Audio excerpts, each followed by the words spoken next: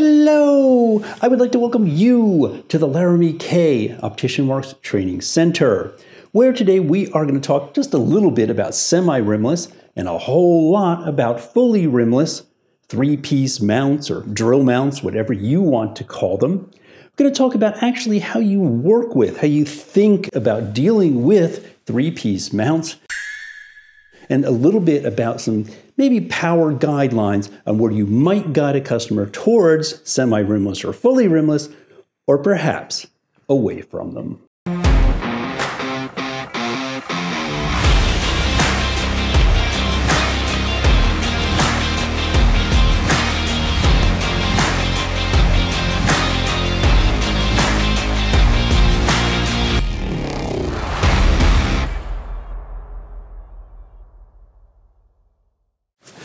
Let's talk about semi-rimless first, and I know that some of the people that sent me emails about this wanted me to say that there's a cutoff or anything in higher powers I wouldn't recommend a semi-rimless, and I'm sorry, but that's not what I'm going to tell you. For semi-rimless, or known as cord mounts, in my opinion, in smaller eye sizes, if it looks good, if that's the current fashion, we're talking a 40-something eye, woman's frame, you know, maybe not over -9, but anything under that, if you do your job right and you choose the right lenses, I don't really have a problem with semi-rimless in higher powers.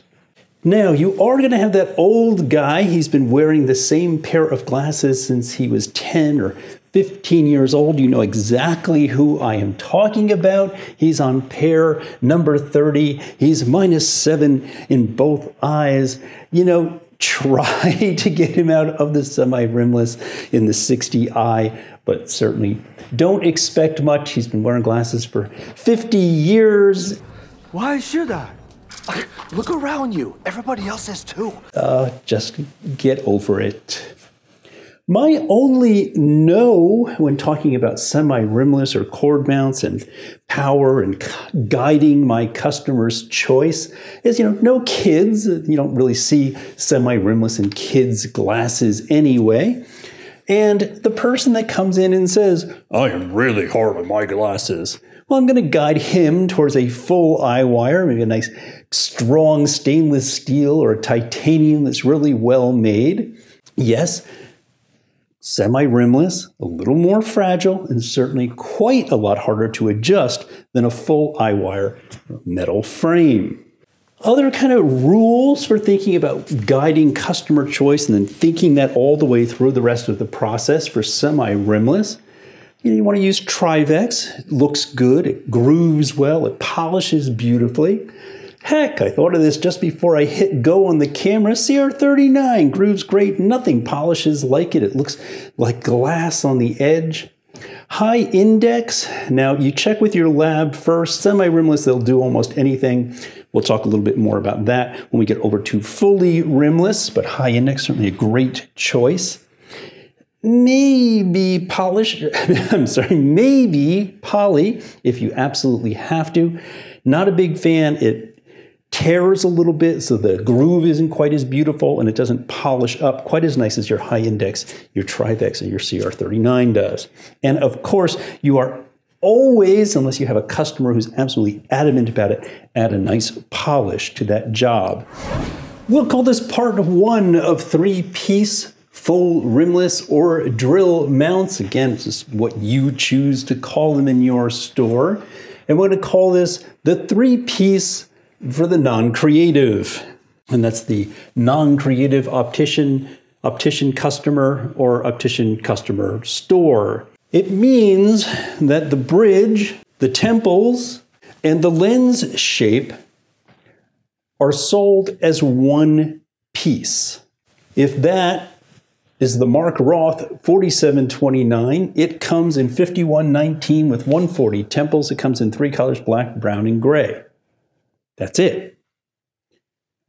It's sold like every other frame on the board. You know, that could be okay.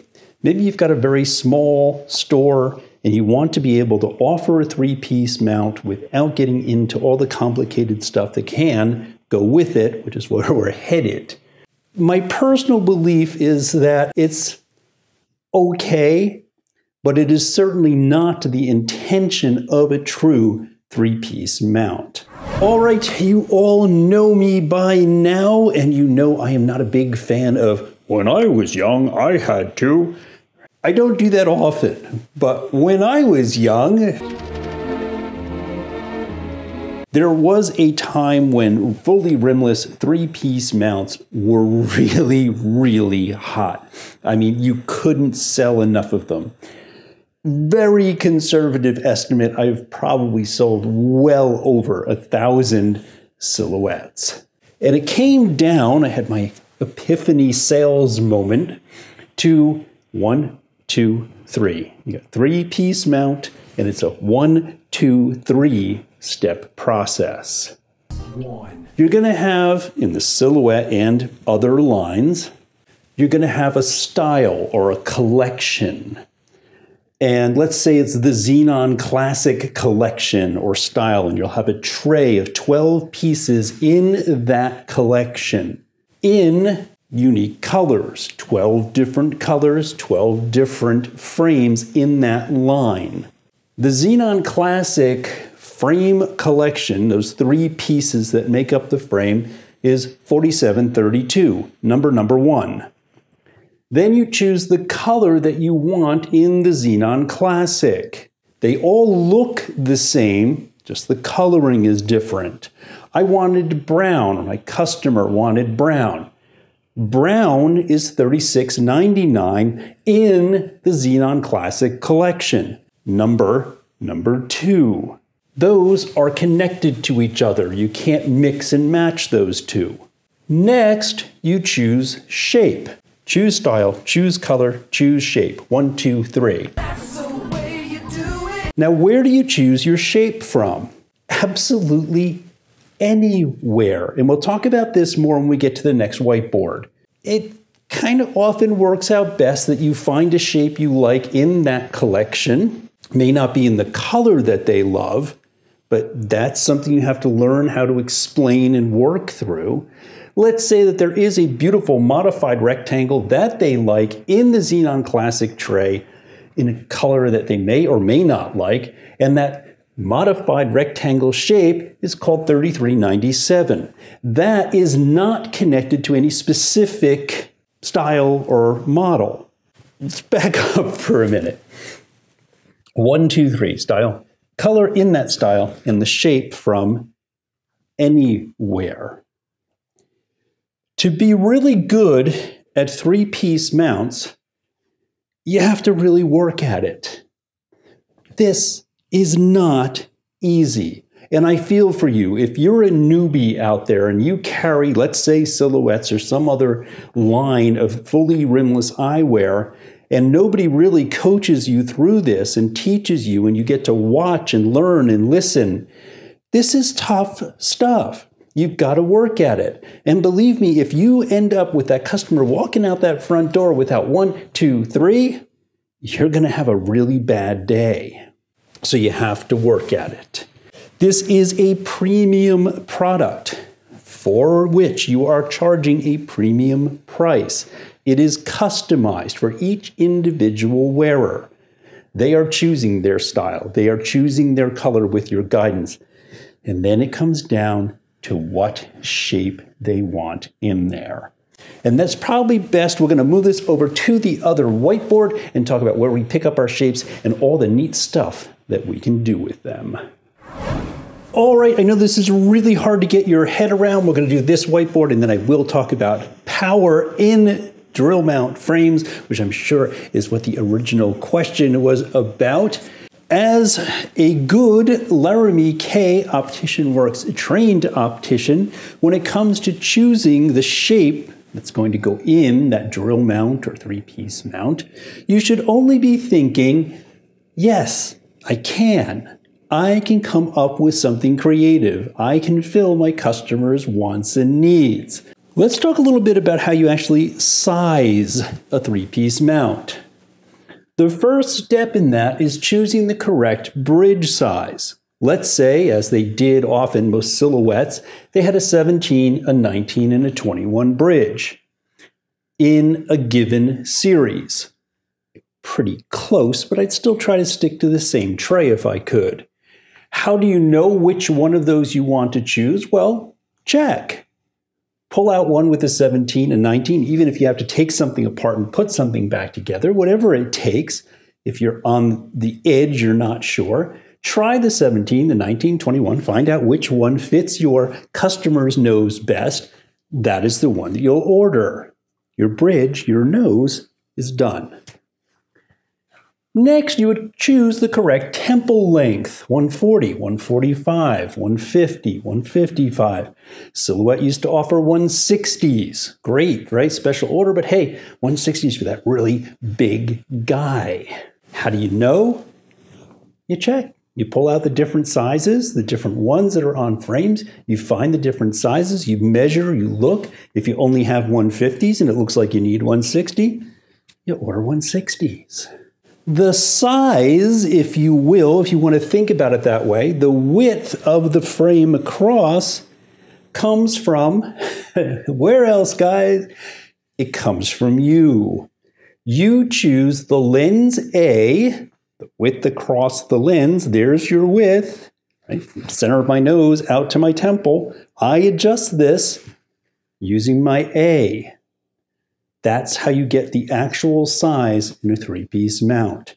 You're not doing it through the bridge, you're doing it through the lens. Now, yes, 99% of the time it's going to be a shape that you have somewhere. It may be in the tray that you're selling from.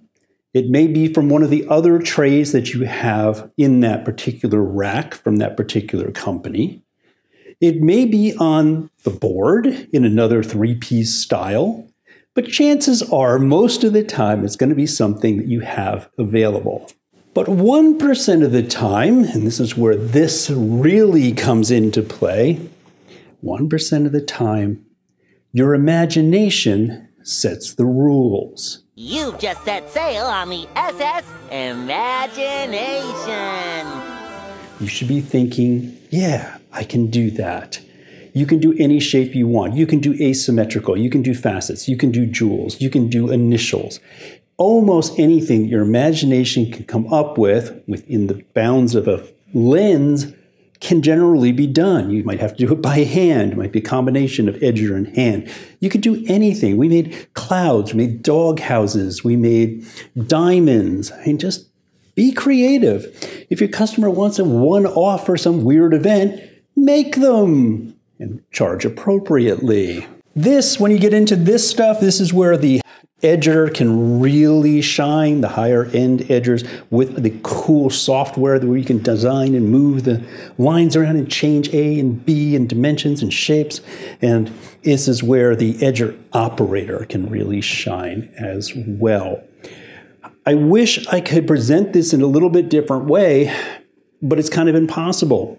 And again, it really comes down to experience. You have to learn how to work with three-piece mounts by working with three-piece mounts. Okay, let me wipe the board clean one more time. Let's talk about power and three-piece mounts. All right, we have reached tips and stuff. I do wish I could offer you a little bit more here. Sadly, I'm extremely limited on my resources here at the training center. If I had a place nearby I could go that carried the full line of silhouettes in the proper way, you know, if I could connect with them, great. I've tried. I haven't been able to. Put a call into the silhouette rep. Haven't heard back from him. So maybe down the road we'll touch on this again. And trust me, once you start working with three-piece mounts, this stuff will make sense and you'll go, oh, that's what he meant. Now I get it. Tips and stuff. Oh! If you take one of those samples from a tray and you take it apart to test a bridge or a shape or a color, you had better put that thing back together the right way.